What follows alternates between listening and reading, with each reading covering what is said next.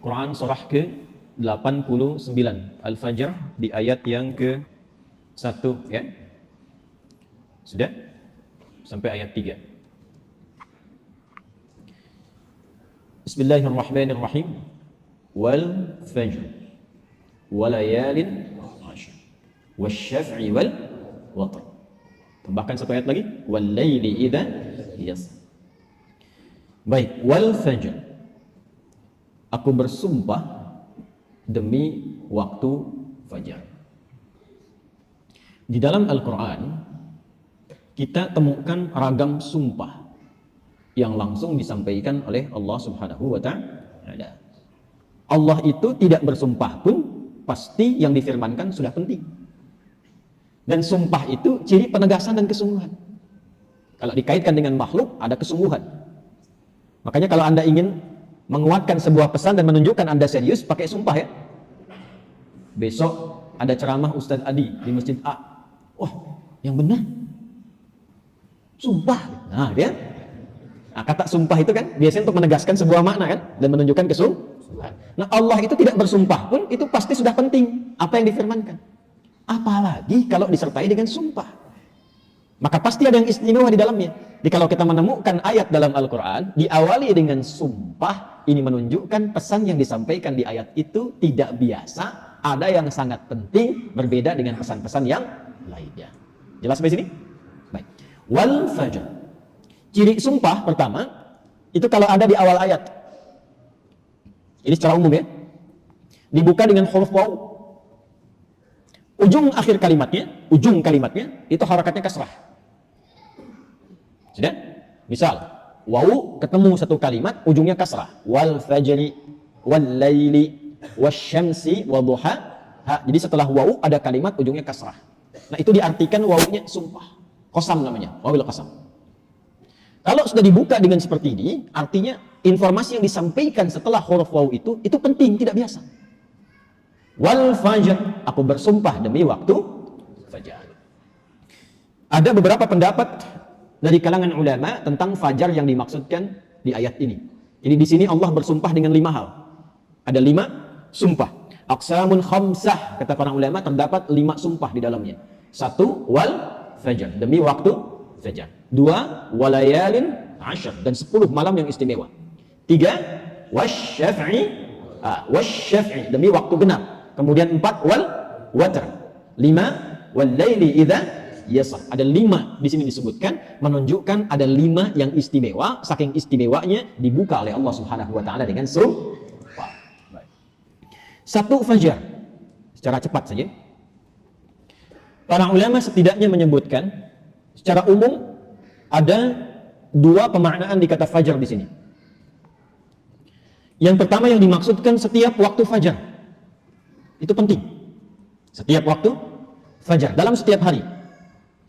Jadi ada satu yang istimewa, waktunya di waktu fajar dari sekian perubahan waktu yang kita alami dalam sehari.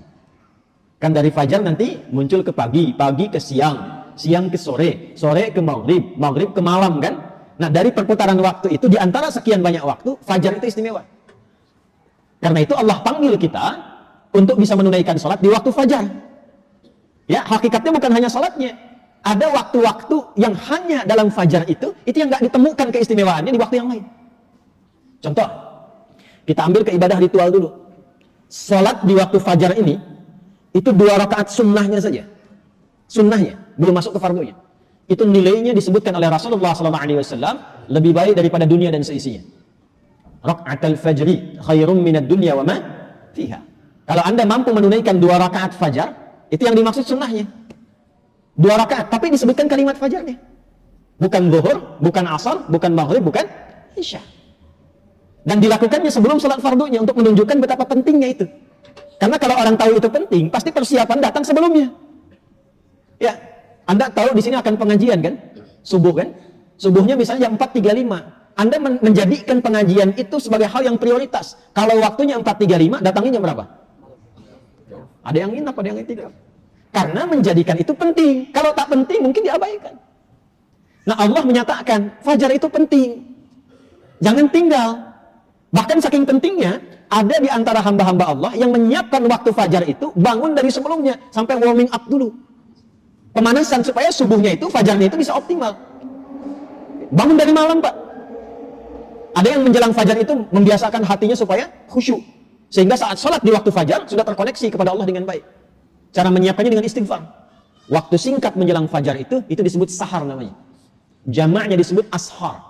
Ada orang-orang yang kalau sudah tiba waktu ini, dia banyak istighfar, istighfar, istighfar, istighfar. Supaya hatinya lapang saat fajar tiba, terkoneksi sempurna kepada Allah.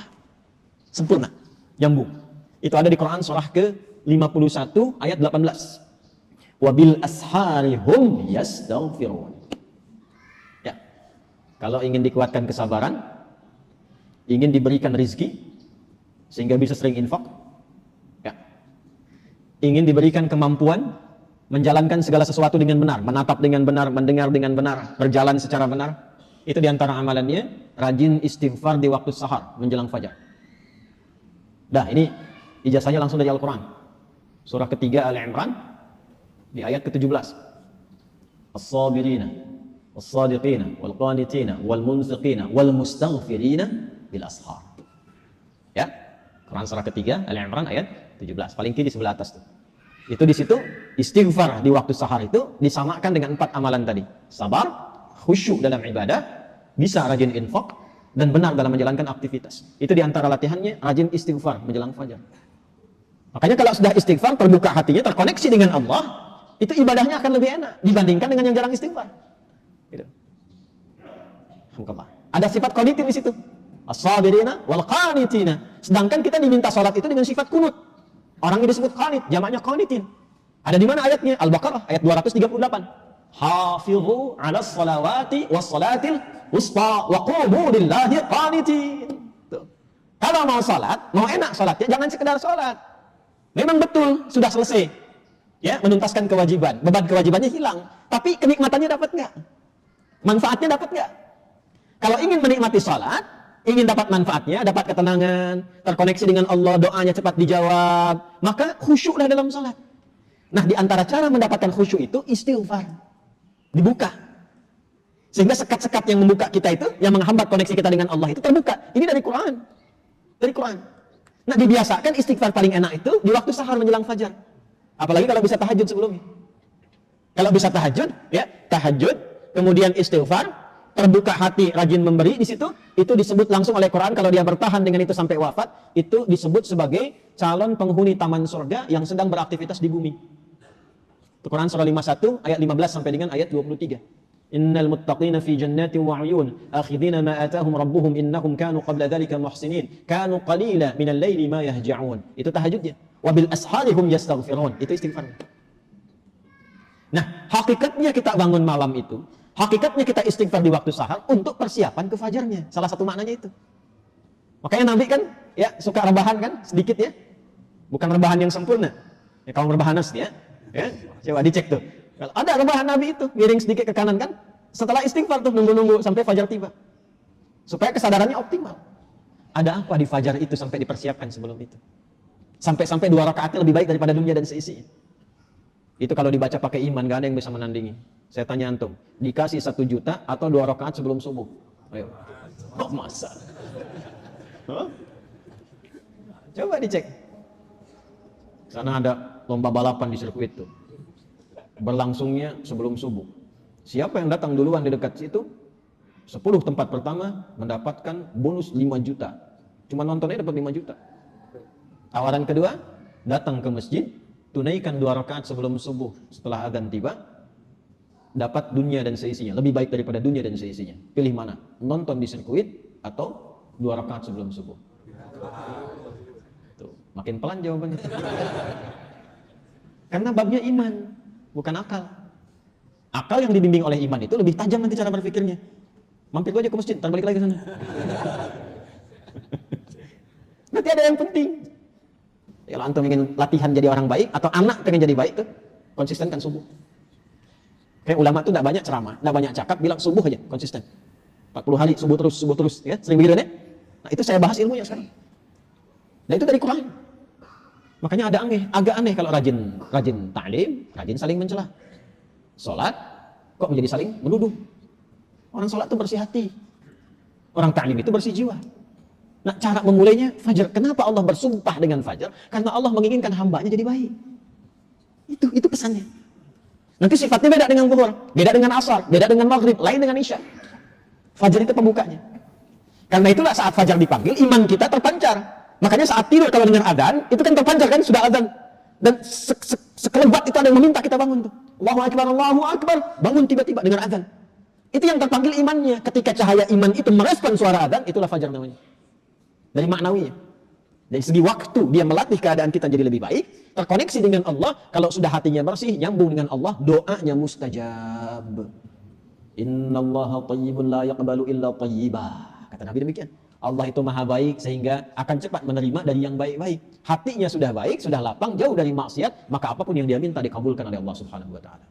Karena itu saat-saat paling tepat untuk berdoa itu, memperbanyak doa itu saat fajar. Malaikat kumpul semua. Hadisnya sahih. Ya, inna malaikatal laili wa malaikatan nahar tajtami'u fi waqtil fajri atau kama qala Rasulullah sallallahu alaihi wasallam. Malaikat siang dan malam kumpul semua di waktu fajar. Alhamdulillah malaikat itu ghaib. Kalau tampak tak jadi kita ke masjid. Sayapnya banyak. Siapa? Israel. Balik lagi. Kumpul semua. Nah, kalau sudah kumpul malaikat itu banyak berkahnya. Berkah itu ziyadatul khair, bertambah kebaikan. Kalau doa diaminkan. Kalau istighfar dimohonkan ampunan kepada Allah. Berkah lagi kalau subuh jamaah pengajian, berkah. Berkah lagi itu. Itu dari berangkat langsung malaikat memohonkan kepada Allah kebaikan. Hadisnya viral sahih. Di Ibnu Majah itu.